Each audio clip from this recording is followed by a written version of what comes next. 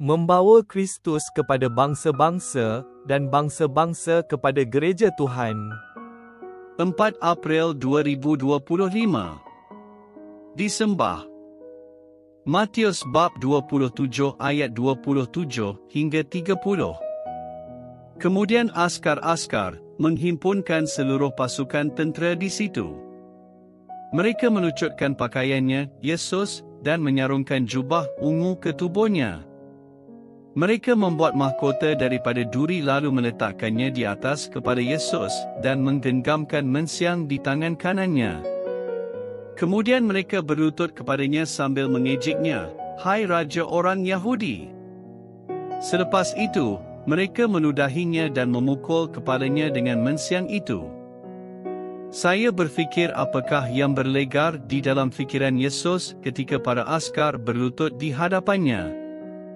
Ia adalah kali kedua ia berlaku dalam kehidupannya. Kali pertama adalah semasa Yesus masih kecil lagi dan berumur di antara 1 atau 2 tahun bila ahli-ahli ilmu bintang datang melawat dia di Bethlehem. Matius memberitahu kita, mereka melihat anak itu dengan ibunya Maria. Mereka pun sujud menyembah anak itu. Askar-askar ini bukan menyembah tetapi mengejek Yesus. Namun begitu, ini akan menuju kepada kali ketiga apabila manusia akan berlutut di hadapan Yesus, termasuklah kita. Paulus menggambarkannya begini, Kristus Yesus.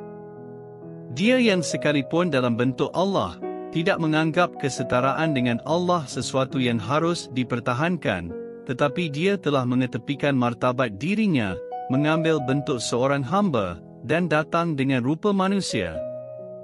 Dalam keadaan sebagai manusia, dia telah merendahkan dirinya dan taat hingga kepada kematian, bahkan kematian di salib.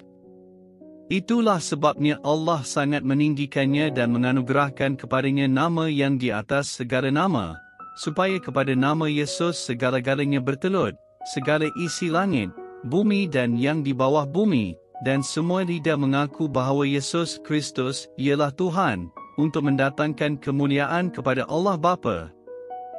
Kita berdoa, Tuhan Yesus, saya menantikan ketibaan hari itu. Amin.